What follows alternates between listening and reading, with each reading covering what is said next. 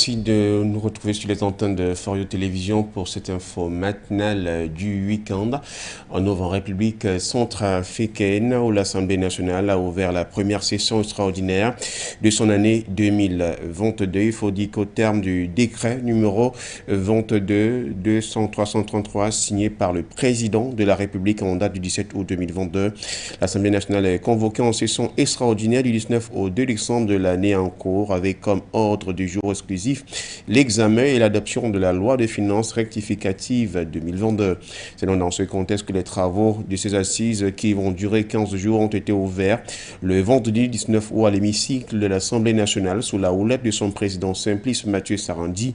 Le Premier ministre Félix Moloa a emboîté le pas à ses prédécesseurs comme à l'accoutumée pour rehausser de sa présence la cérémonie, au même titre que les personnalités membres des cabinets du président de la République, de l'Assemblée nationale, ceux de la primature ainsi que plusieurs autres invités de marque après la lecture du décret convoquant la dite session faite par le député Clément Dombé, premier secrétaire parlementaire. Toutefois, est-ce que cette convocation extraordinaire de l'Assemblée nationale ne pourrait-être pas être là l'issue d'une rédaction de la nouvelle constitution en République centrafricaine?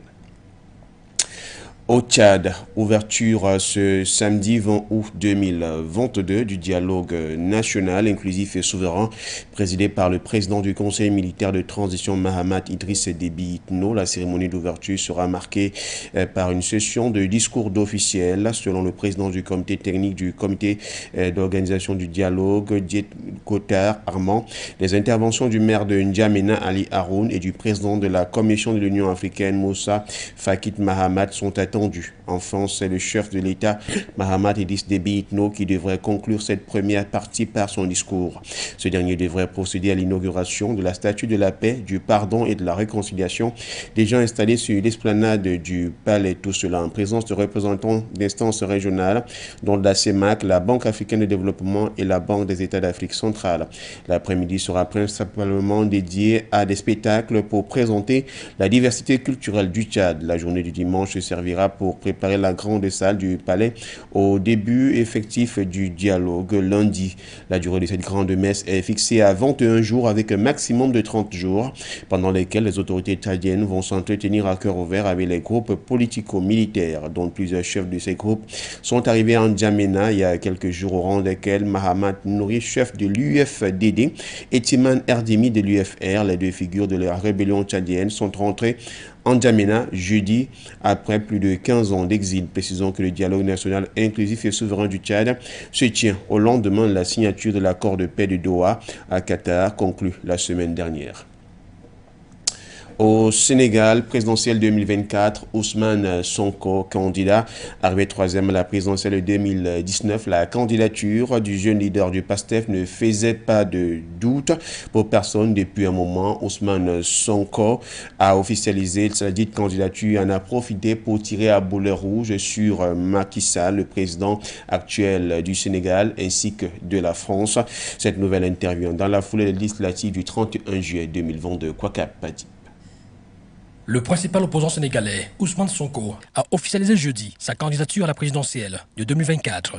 Il ne s'est pas limité qu'à cela, il a accusé le président Macky Sall et la France de se liguer pour l'empêcher de se présenter. Il a accusé Macky Sall de susciter des dossiers de terrorisme, de rébellion, de viol imaginaire, fabriqués avec le soutien de la France, et s'en est pris à des médias français, porte-voix officieux de l'Élysée, qui le décriraient comme dangereux homme politique. Ousmane Sonko estime que tout ce cirque, c'est parce que Macky Sall et la France redoutent son avènement que tous les jours, leur laboratoire tourne à plein régime en fabriquant énormément de complots. Leur objectif est de trouver un motif de condamnation pour empêcher sa candidature. Défenseur des valeurs religieuses et traditionnelles, tranchant par son âge avec une grande partie de la classe politique, à l'aise dans les médias, l'ancien inspecteur des impôts à la rapide ascension politique jouit d'une grande popularité parmi les jeunes dans une population dont plus de la moitié a moins de 20 ans. Des arguments qui font dire et croire à Ousmane Sonko qu'au Sénégal, personne que le PASTEF n'est mieux placé pour gagner. Toujours en ce qui concerne les présidentielles en RDC, la rédaction de Forio Media fait un cap dans les coulisses de Joseph Kabila et du PPRD pour un retour au pouvoir.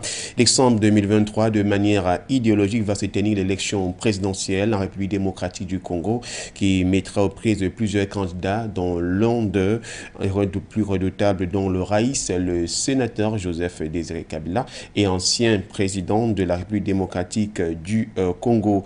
Dans son QG, l'enthousiasme qui occupe une place de choix et l'esprit à un retour au pouvoir. Emma Mouto pour le reportage.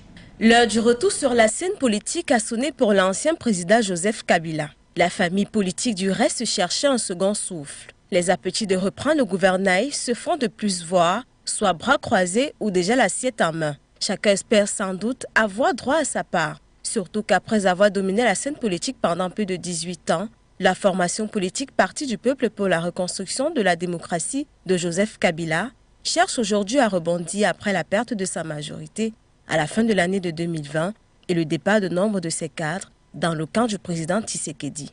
La réunion du bureau politique qui s'est tenue le 31 mars sous l'égide du RAI avait donc valeur de nouveaux départs avec en ligne de mire l'organisation d'un congrès avec l'enjeu de la reconquête du pouvoir. Visiblement, son premier adversaire a échoué à la tête de l'État avec son union sacrée et justice et justifie le retard pris dans ses chantiers par l'échec de son alliance initiale avec le parti de son prédécesseur, Joseph Kabila. Ce pacte inattendu et quelque peu baroque avait volé en éclats de bouffe début 2021, 2 ans après l'élection de Fathi Félix-Antoine Tshisekedi. Lorsque ce dernier avait mis sur pied son union sacrée de la nation écartant de tous les leviers et notamment du Parlement, du Parti du peuple pour la reconstruction et la démocratie de l'ancien président Joseph Kabila.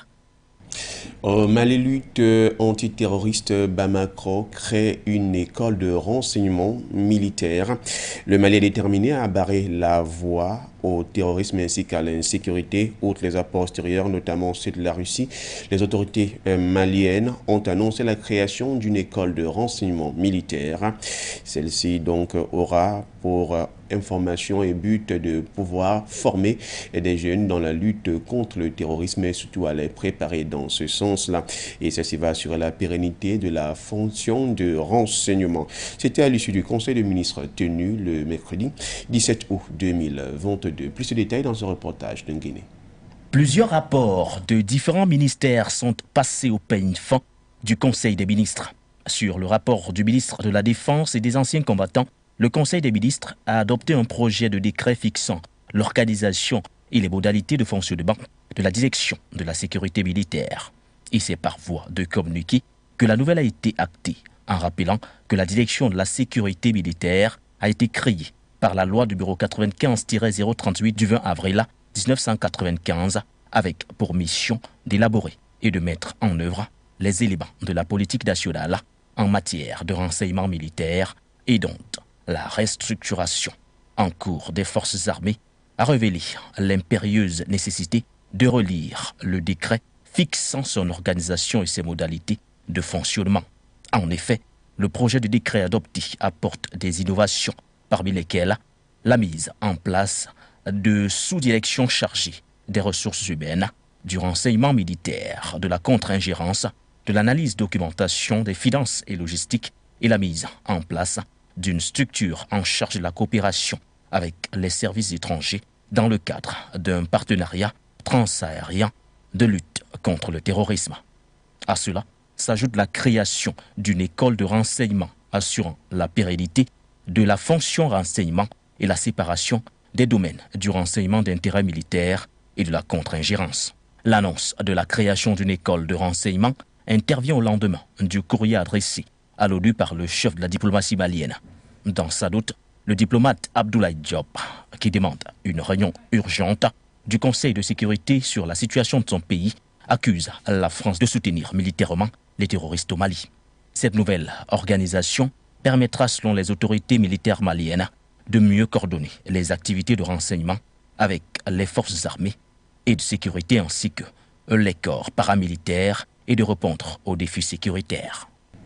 Russie-Ukraine, les craintes du nucléaire dominent la visite de l'ONU en Ukraine. Antonio Guterres s'est rendu ce 20 août 2022 au centre de coordination conjoint à Istanbul en Turquie, créé dans le cadre d'un accord historique pour superviser l'évacuation des céréales d'Ukraine. Il paraît indéniable que le conflit russo-ukrainien met en évidence la paralysie de l'Organisation des Nations Unies déjà affaiblie depuis 20 ans par les mises en cause des États-Unis sous George Walker Bush et Donald Trump, l'utilisation de son veto de manière fréquente par la Russie et au Conseil de sécurité et l'influence grandissante de la Chine. Les détails dans ce reportage que signe Kouetou. Le secrétaire général de l'ONU, Antonio Guterres, a déclaré que la centrale nucléaire ukrainienne occupée par la Russie à Zaporizhzhia devrait être démilitarisée. Un appel royalement rejeté par Moscou. À cet effet, Antonio Guterres doit se rendre dans la ville d'Odessa ce vendredi, sur la mer Noire, d'où les expéditions de céréales ont repris. Déjà jeudi, le secrétaire général de l'ONU, Antonio Guterres, s'est dit préoccupé par la situation autour de l'installation nucléaire plus tôt jeudi. Lors de sa rencontre avec le dirigeant ukrainien Vladimir Zelensky et le président turc Recep Tayyip Erdogan à Lviv. Alors qu'il n'a pas blâmé l'une ou l'autre des parties, Guterres a une fois de plus appelé à démilitariser la zone, insistant sur le fait qu'un accord était nécessaire de toute urgence pour rétablir Zaporizhzhia comme une infrastructure purement civile pour assurer la sécurité de l'usine. Le bon sens doit prévaloir pour éviter toute action qui pourrait mettre en danger l'intégrité physique, la sûreté ou la sécurité de la centrale nucléaire, a déclaré le chef de l'ONU, ajoutant que l'installation ne doit pas être utilisée dans le cadre d'une opération militaire et que tout dommage à la plainte serait un suicide. Moscou a appelé à plusieurs reprises à une mission de l'Agence internationale de l'énergie atomique, AIEA, dans la centrale, ce qui, selon Guterres, ne pourrait avoir lieu qu'avec l'approbation de Kiev. Zelensky a réitéré jeudi qu'une telle mission ne peut avoir lieu que via le territoire contrôlé par Kiev, tout en appelant à un retrait immédiat et inconditionnel des forces russes pour la zone.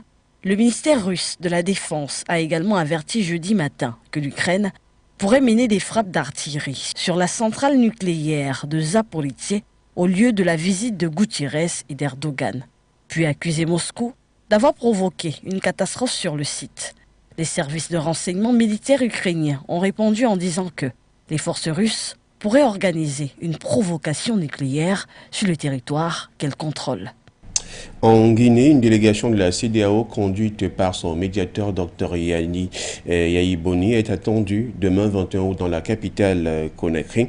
Il s'agit en effet d'une suite de la mission engagée il y a quelque temps par le médiateur. Le président de la commission de la CEDEAO, Omar Alieu Touré, profite de cette occasion pour inviter le gouvernement de la transition, la classe politique et la société civile guinéenne à soutenir et travailler avec le médiateur pour la réussite de sa mission, souligne le communiqué qui a annoncé la rencontre.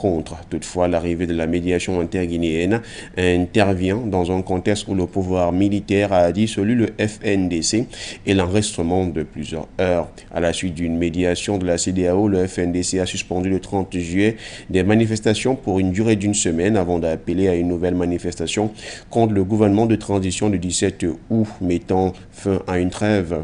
Faute de réponse à ces demandes de dialogue crédible sur la transition vers un pouvoir civil. Fin juillet, une délégation conduite par le président bissau-guinéen Umaro Sissoko Embalo, président en exercice de la CEDEAO, s'est rendue à Conakry pour y rencontrer les autorités de transition guinéennes. Le colonel Mamadi Doumbouya, président du gouvernement de transition depuis la chute le 100 septembre du président Alpha Condé au pouvoir depuis une dizaine d'années, s'est engagé à remettre au pouvoir à des civils élus dans un délai de 3 ans.